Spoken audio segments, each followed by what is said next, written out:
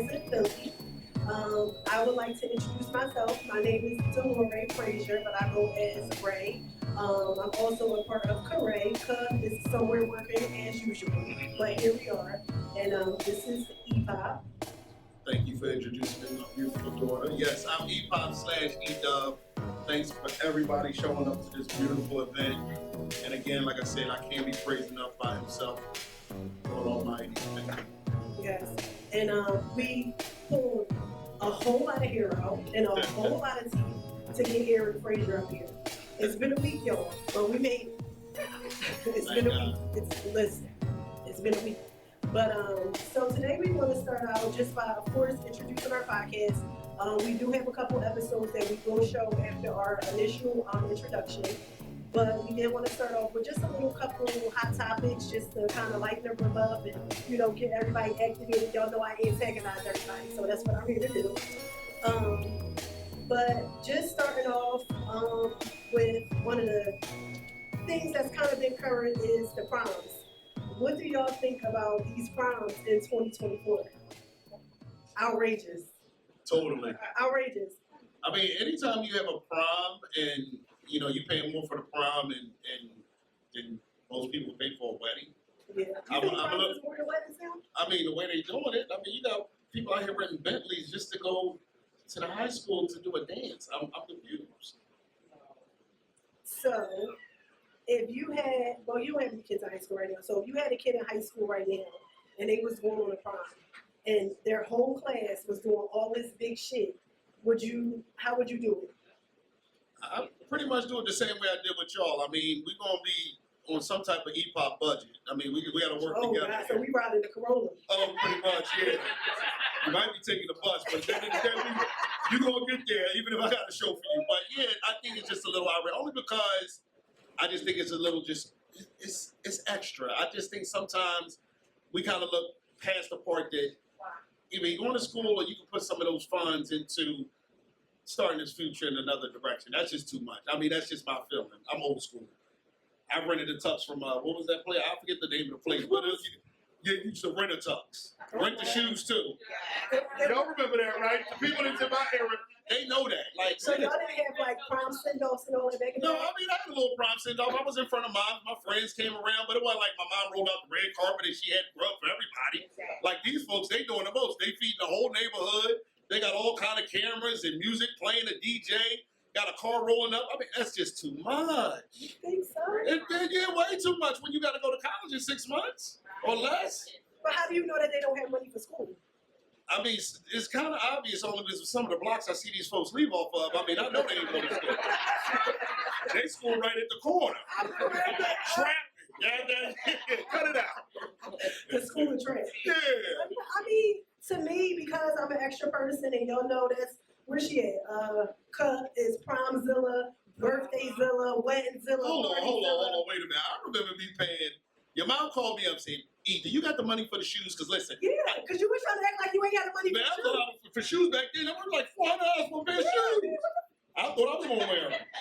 What the hell was going on out here? But no, like, I think that, I mean, I don't think you got to go as far as these people. Like, I seen one prom, I think they said she paid maybe about $32,000.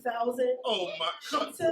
So it was a lot on, I think I want to say Girard Avenue, or did anybody else see this prom? No, wait a minute. I think that's the one. 49th and Lancaster, where it was an empty vacant lot, and she turned it into a princess, a Cinderella. They had the horses, they had the chariots, they had, I mean, she would have had a bucket of cheese and a couple mouses from me. That's all she would have got. I'm sorry.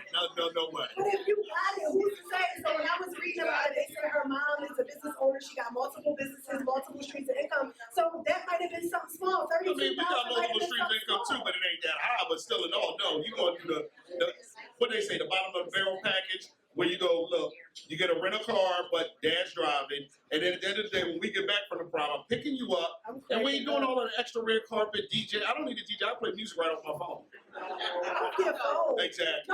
No kid is going on a prom with nobody playing no music on their phone. That's the problem. Y'all expectations are just through the roof. Everybody's privy to, oh, I need this, I need that. You about to have flying sauces out here. I'm crazy. For prom. For a prom. No, I'm sorry. So what's your max?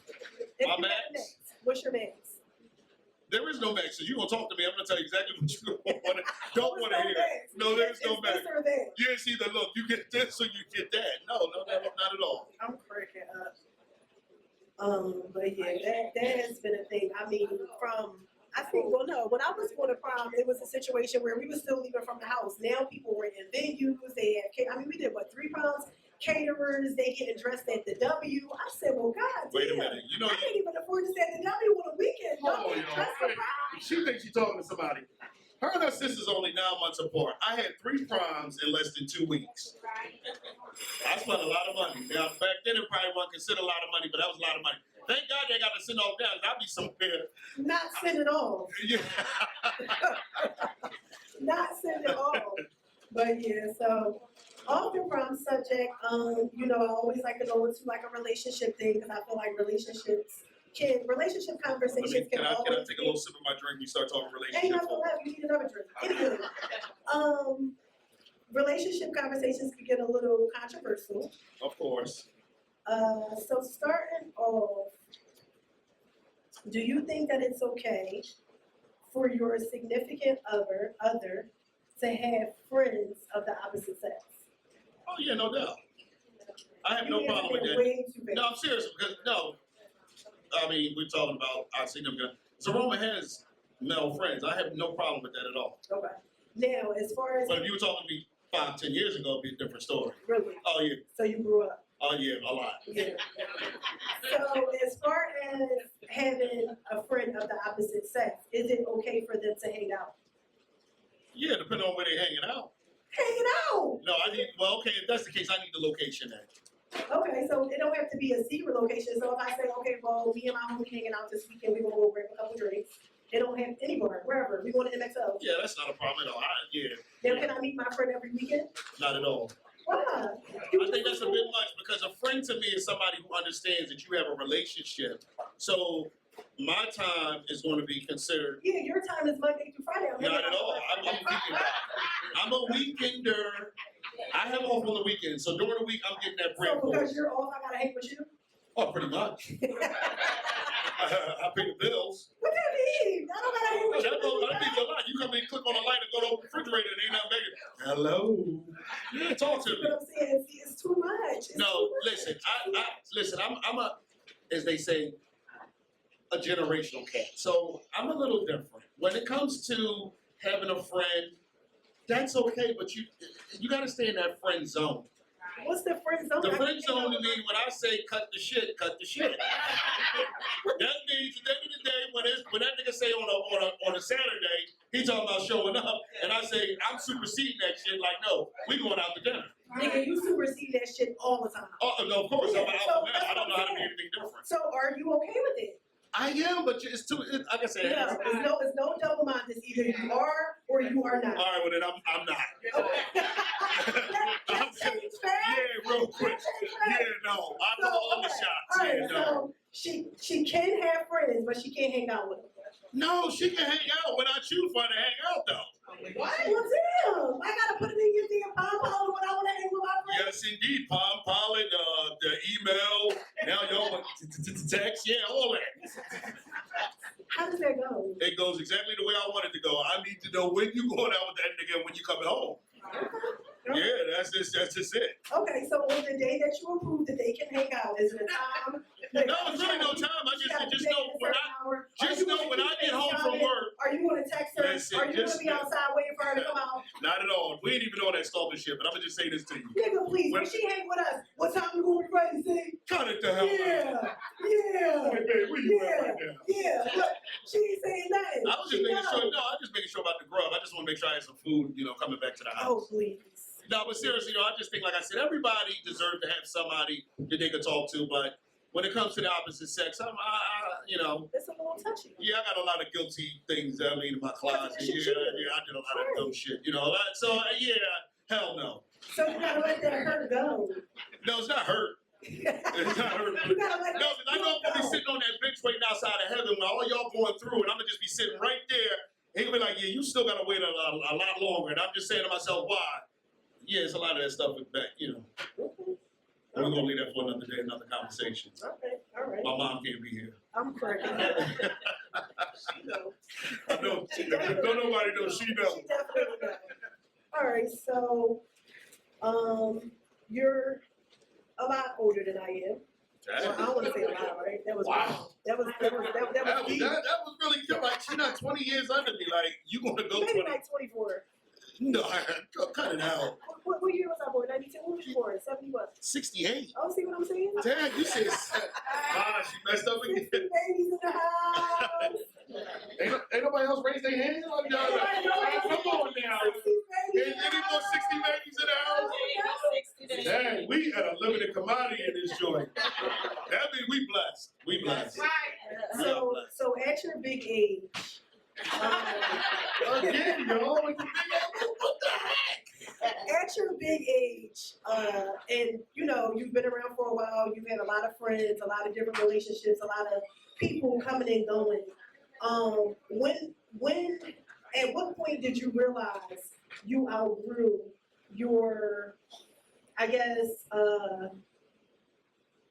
middle age? What would that be? Like middle age crises? No. What?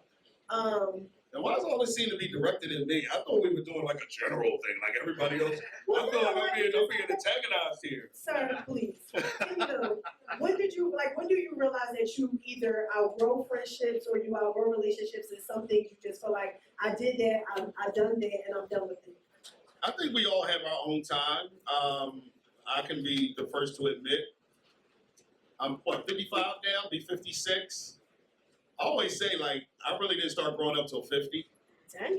I know, that's a 5 years ago? I know, that's a long time. That's why I just say, like, I think we all have our moments where you really mature enough to say, this is for me or this isn't for me. And for the most part, I just think I'm different from everybody. I think I'm like an alien, so my timeline and everybody else's timeline seem to be a little bit different. But I think just in general, just off what you asked, I mean, it's just really no telling. You really don't have a time capsule or date for that moment. It just arises where you figure out, like, hey, this is real life. Yeah, but you know, like, as you get older, what I'm starting to see, well, now I'm over 30, but like toward like my... How are you?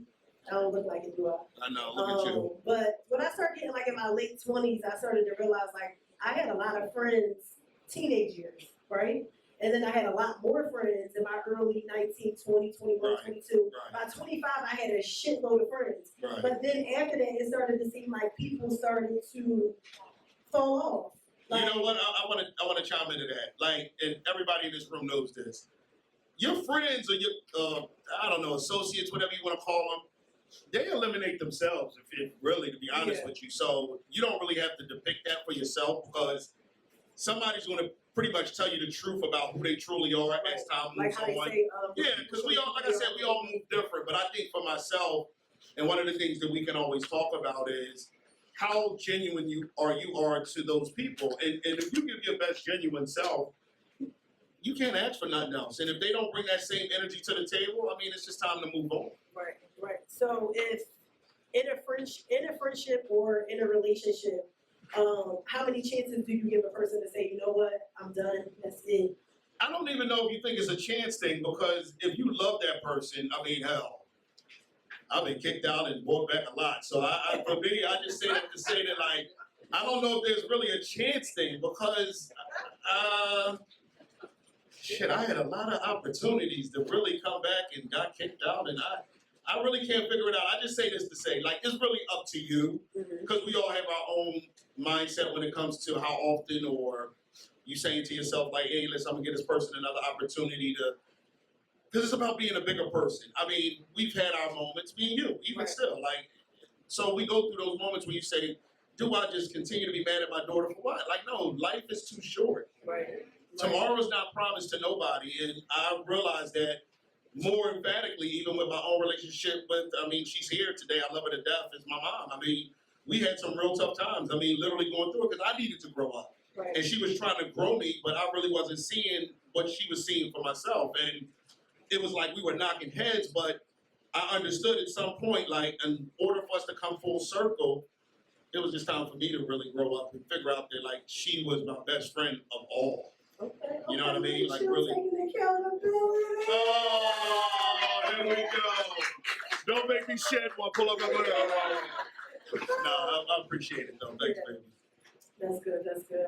So we're not gonna keep y'all. We're just do one more, and then we'll show our first episode. And then we're going to do an intermission. We do have a special guest. Yes, here. we do. And we'll introduce her when we show her. Yes, we will.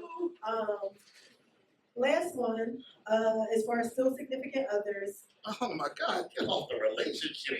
That's your favorite thing. No, really, it isn't. I'm cracking up. I'm terrible at it. I've been divorced twice. I mean, I got me really thinking, contemplating, do I want to get married again? I'm getting pressure about this trip to Punta Cana. Should I go down on one day and all that? You better.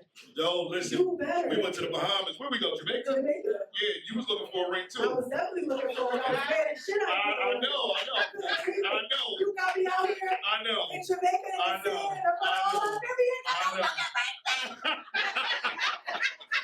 I felt bad for you. I felt bad for you, so I just said, I'm gonna take my grandbaby. You go ahead, enjoy yourself. Go get your mud splashed. Go ahead and get your mud splashed, girl. He did a disclaimer. He said, I'm not proposing, y'all.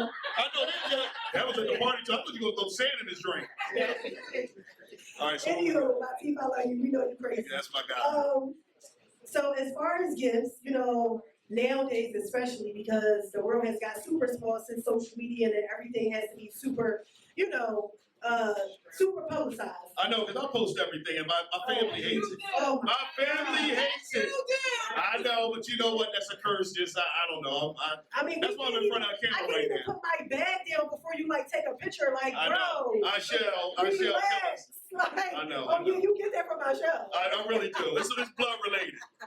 But no, so because everything is so publicized in relationships now, and everything has to be bigger than big, as far as gifts, like when holidays come around, Valentine's Day, Christmas, birthdays, anniversaries, all of these type of things, do you feel like gifts have to be evenly yoked? Like if I buy you something, what you buy me has to match? Like, you know what I mean? No. I've taken the lesser of two evils prior, so I get it. Whereas though, if you buy me something that's significant, whether it's for that particular date, whether it be your birthday or Christmas, I think some days are just like an automatic given where I gotta really step up to the plate. Right. So, but at what point? So if you buy me diamonds and I buy you a T-shirt, you'll be okay? I mean, I wouldn't, but I don't know enough about the next guy. Yeah. So what would you say though? I mean, I probably wouldn't say much, but you know the language. You wouldn't say much. Meaning like you not say a lot. No, I'm just saying see, when we're in the same bedroom, I'm gonna say a lot because no, I'm not taking my drawers off. No, we're not going out to dinner that week. Yeah, it's gonna be a problem. What, over a gift? I mean, yeah, I'm petty like that. I mean, yeah, like Father's Day is coming. What you getting me? I don't know. Figure it out. We got a week, not even. But no, seriously. So no, I am serious. So we bring 2 gift bags to the table, right? And in your gift bag, you got diamonds, and in my gift bag, I got a T-shirt. What you gonna say? I really don't. No, I'm telling you, with me, it's more of a reaction. Like most people that know me, there's really not a whole lot to say when I see some shit that just don't match. It's like the energy you get. So if we're out to dinner, I don't even think we're gonna make it to dinner. No, we're out. We out already. Oh, we out Our already? gift bags is under the table. Here you go, where you go? I'm gonna put on a smiling face while we there. No, the fuck you not. No, You like, what the fuck? All I do for you, a T-shirt, a fucking T-shirt. Go ahead. No, I can't rant like that because I've grown up. I really have. Because we all understand. No, I know this is different for me. It's almost like I'm smoking weed again, but I'm not. But I'll just say this to say, right? You understand that sometimes we all go through moments where you have to appreciate the person more than the actual material. Okay. Because you're going to be there a lot longer than what you have to give me. And that's what I've realized because, I mean, I'm high maintenance for another person that's still sitting in this room, unfortunately. But I just say this, I've learned to come off my high horse a little bit. What, since a week ago? No. Yeah, nigga, that was, what was that? No. I'm just saying though, like I've learned to curb my diet for going extra. 9 days. You just was acting a fool on Memorial Day. I forgot Stop. that. I was trying to forget we can that. stop right there because he always want to play like he forget everything. Anywho, welcome to the Dream Team, y'all. We do this every day, on camera, off camera. Father during the duo that agrees to disagree.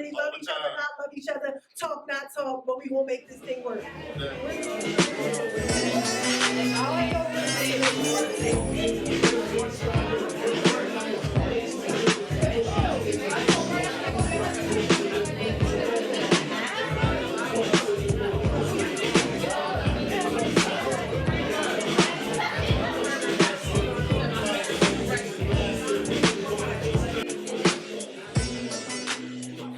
Hello, hello. Hello, hello, hello. The dream team is back. All right, so we would like to introduce our guest speaker of today. Her name is Monica Evette Money Kitt. I'm going to do a small short bio on Monica for whoever does not know her. She is a recording artist, a writer, a director, an author, and owner of, is it Moolah Entertainment LLC? A grandmother, a mother. I'm sorry. See what I'm saying? EPOP. Monica Evette Money Kitt is a pioneer female MC and a Philly hip hop icon. She first came to the public's attention at the tender age of 14, when she appeared regularly on the syndicated teen dance show Dancing on Air. 1 year later, the 15-year-old recorded that hit that she mostly is known for, Evette's Revenge, in answer to LL Cool J, Dear Evette. Evette Money was an artist in demand and recorded for Slice Records, 4th and Broadway, and Philadelphia's legendary Rough House Records. She has shared stages and microphones with hip-hop legends such as Salt and Pepper, Jazzy Jeff, The Fresh Prince, MC Light, Schoolie D, and others. EPOP. Nigga, sorry. Sorry, yo. Evette Money, along with fellow MCs such as MC Light, Sparky D, Roxanne Shante, MC Peaches, Finesse, and Sequence.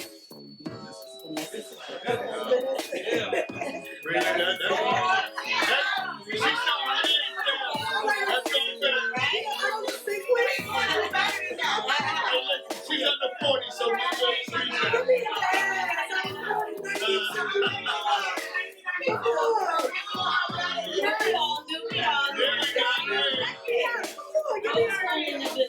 Billy Jackson and Miss Melody Art, rest in peace, are honored in the Smithsonian African American Museum and also the New York Hip Hop Museum. In 1997 radio, Evette Money's next called name as she joined Lady B's Street Beat team on WPHI Philly 103.9 as a radio host. As a radio host on 103.9, she recorded Mike Dennis' Philly Boy, a movie about MC Breeze in 2002. In addition to her call to the radio, Evette Money also hosted Magazine Showcase TV show that appeared on local cable TV. That was a small synopsis of her. She can give us more. She's the author of a new book. The book is called The Lifestyle Where Sexuality Begins. So if you want to purchase the book today, you can. And we will turn it over to the lovely Monica. Thank you, guys. Thank you for having me, man. I tell you, I love your energy. Yes. Oh my God. Thank you. That's the best. Like to see a dad and his daughter like have such great energy together.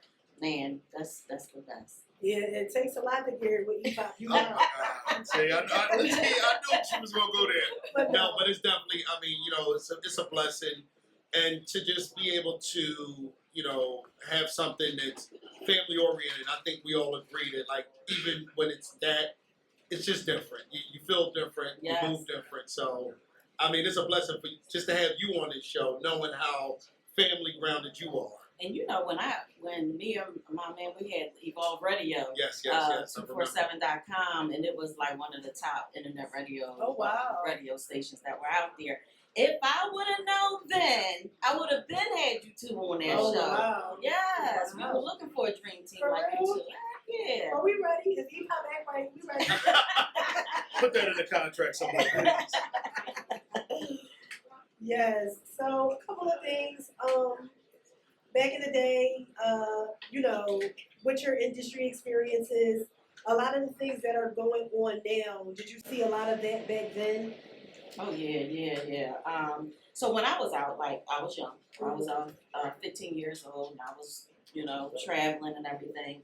But my mom, she was always with me. Okay. And I never knew why at that time they kept saying, "No, your mom, she shouldn't be out here. She don't know the business. Yeah. We're gonna hook you up with another road manager and manager." They want the little kitty cat. They were gonna try to turn me out. Yeah. Now that I know now, I was like, dang. Now sometimes you sit up there and I know you're not supposed to ask God why, because sometimes I had big major deals, but it never seemed to ever get over that hump the way other people deals have, and I used to say, dang God, you put me in these positions, I'm right there, I get major deals, somebody run off with the money, I had a lot of encounters like that. Is his protection. Absolutely.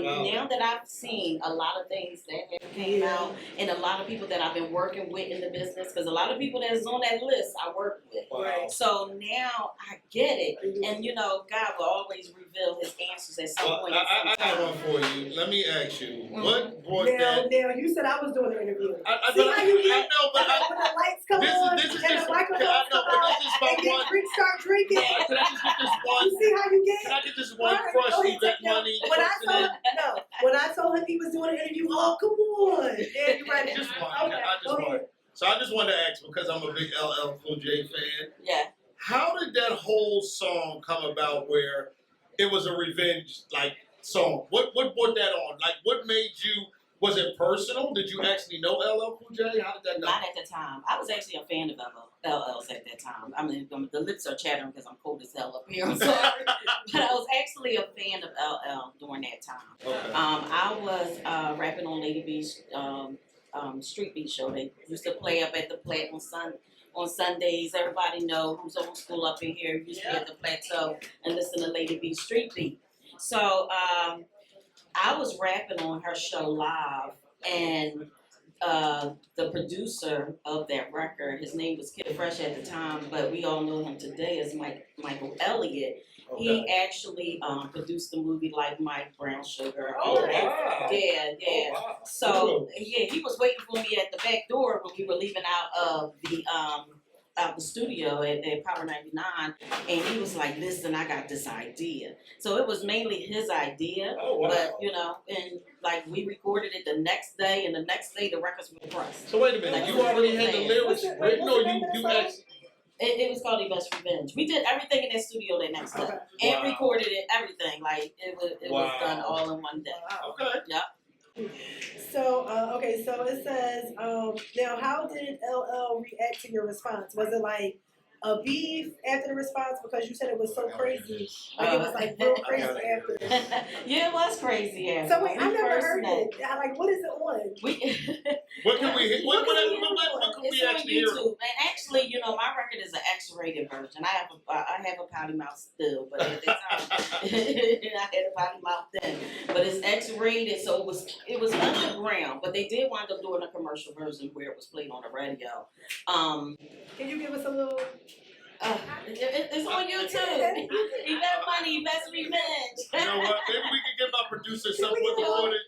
We'll get a little something coming at some point. But so let me ask you, just on that note, was that song something?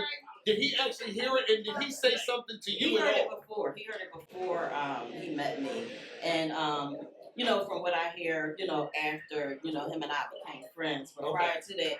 His team was telling me when they first heard that joint, it was like, what the hell? You know what I'm saying? Like, what are you going to do? They were just about like, you got to come back at it. You got to do this. You got to do that. Wow. But we had our first show together over in Jersey up at Rutgers University. Okay. We were doing their spring fling, show there. And he didn't want to, it was black black people. Okay. They were there. Was a couple other magazine companies that were there. Inquirer and everybody was there, and they wanted us to take some pictures together. Wow. He declined anything. Are you serious? Yes. They What did had you us say? Like, how did you react? I was like, come on, let's take the pictures. Like, let's go. Like, that's how I felt. You know, I'm a Philly girl. I was like, let that nigga go. Let's take our pictures. You know. And you know, that's when I started to like, because I'm different. As Evette Money, I'm different. Right. Okay. You know, Monica, I'm around grandma, I'm cool. But when I'm it's on like stage, almost like a character. and I have an audience, I'm a total different person. So we had another show the next day, and the Inquirer was there too, and they wanted to get this interview with both of us together. He declined to do the interview with me again. Oh my God. But I was performing on stage, and I had it was Evette Money and the Fresh Girls in the beginning. It was a whole group. So I had a hype girl that we called Vanity. And we were like, so it was time for us to perform. I always had to go on before him because, he was bigger than me. That's how it worked on stage. So we're out there performing, and we always come out dissing him before we start the show. And him and his crew busting on the side of the stage, and they stood there with their arms folded to intimidate us. Yeah. And we were kind of scared, but we wouldn't let him do it. Exactly. He was like, fuck yeah, do the show, girl, do the show. And so my girlfriend, Vanity, she went out there and she was like, you know what LL doing backstage? He back there twirling his business. Like she was just saying little really she started getting hype. And then they left from the stage. And then he came back out on the stage with 2 dozen of roses. Oh, wow. And he apologized. He apologized for treating me like that. And, and he's really like a ladies' man. That's where the ladies love him. So he turned out to be like a real big teddy bear, really cool, really respectful. Right. And that's why I really think he didn't come back, with another answer to me. Because it was the respect in him. Yeah, because truth be told, as I looked at his career in terms of people that he battled with, he was very quick to come back to somebody if they did him dirty. Yep. So for you to have that record out at that time, it was synonymous at the time with, all of the things that he was doing. So I listen. And I said some I hard give you things kudos. in And it. I thought he was going to come back with something. Yep. But we're friends. We still friends till this day. So, it's cool. Now, did you make any records after Evette's Revenge? Oh, yeah. I made about 5 more singles that came out after Evette's Revenge. Okay. Now, what other record labels, artists, producer have you worked with in the business? Okay, so I was on Island Records, which was the 4th from Broadway. I was on Rough House Records. Rough House was just Rough House when I came with them, but they became Rough House Columbia Records when we all got our deal. Now, who else could you say that was in the business at that time that that we would know as rap? Like somebody who's fans, still Jazzy Jeff Fresh Prince. Oh wow. Of course, she mentioned Schoolie D. She mentioned MC Light, Queen Latifah. It was a whole list. Schoolie D, Breeze, all of us. It was a lot. So now let me ask you, at that time when you guys, did you actually get a chance, because you guys were all signed to the same label, did you get a chance to meet these individuals? Yeah, I was label mates with Grace Jones. At one point. Yeah, with Island Records. I was label mates with Grace Jones. Was something else. I couldn't wait to meet her because, Gloria, you know who Grace Jones is? I figured you did. I knew she didn't know Grace. That's why I had to throw that out there. I knew she didn't know Grace Jones was. But I know. Eric B. Rakim. Wow. Yeah, now she know that because I played it. Eric B. Rakim. The movie? Yeah, exactly. It was everybody that was with Columbia Records and stuff, and Island Records, we were all label mates. Cool. But I worked with people like Big Daddy Kane in the business. Me and Tupac worked together. We were supposed to do a song together too. So you met Tupac? Oh yeah, he used to stay at the crib. Wow, that's a movement right there. Come on, to make cheese steaks and all that kind of stuff. Yo, but that's crazy right there. That's unbelievable. No, it was cool. So you really experienced a lot in the business, and when I say that, to say that, if you look in hindsight, to where you are now a book author, somebody who's involved in not only, music, but evolved into writing books and doing screenplays. I mean, you've done your own plays. I mean, I've actually been to a few of your plays. What would you tell somebody just aspiring to be in the business? How would you give them an approach to even going that route? Like, would you say even involve yourself in the music business? Would you say, like, listen, if your aspiration is to eventually be a screenwriter, just stick to that? Like, what would be your answer to that? I mean, if you multi-talented, whereas though you can write, the screenplay, you can write music, they go hand in hand together because you can write the music soundtrack to your movie or whatever you want to do. The avenue is different than what it was with me coming up with social media now. People, they're their own record labels now. They're their own, they own their rights and all that good stuff. So it's a lot different. So on that note, I gotta ask you, if today you could have started like Evette Money, how different do you think your career would have been had you had all of this opportunity in your own hands in comparison to being on 4th Broadway back when we're talking almost 30 plus years ago? Yeah, I mean, things would have been released that didn't get released, Just more control, basically. Yeah, very much so. I wouldn't have to, at that time, it was hard for female rappers, first of all. Yeah, you know what I mean? You were a pioneer. Yeah, it was hard for us, You couldn't have no babies, you couldn't do none of that kind of stuff, which, my age at that time, we wouldn't want to. But if you did, they'd be like, oh, you're cut, and they want you to be who they want you to be. Gotcha. They create this whole image. If it's you or not, you got to live up to that image that they create for you because they feel like this is going to sell. Right. So you have more control. A lot of the artists today have more control. Yeah, no facts. And to put their own stuff just out with the independency. And the reason why I said that because I know with all of the different avenues that you've ventured in and knowing it, I know for a fact that you would have probably said, you know what, I can take control of that a little bit more than back then where you had to have an A&R, you had to have a road manager. Where now it's kind of like social media dictates all of that for you. Yeah, definitely. It's good to probably still have maybe that road manager in place or something like that, just to handle your business so, you won't go up to it. Because now, it was a little protection too, because, now, like if somebody booked me online to do a show, I really don't know who they are. They paid half their money for me to get there. But what am I walking into? You know what I mean? So record labels did protect you with that, and road managers pretty much protect you because they knew the promoters, and they had to prove themselves before booking you for shows and stuff like that. So, I follow you, and I saw you last week at your girlfriend. Big shout out to Roxanne Shante. Yeah. How did that all go, and how did that become about, and what was that whole platform about? Oh, that's sisterly love. I'm sorry, but I'm such a fan. I know, I'm sorry, I'm such a fan.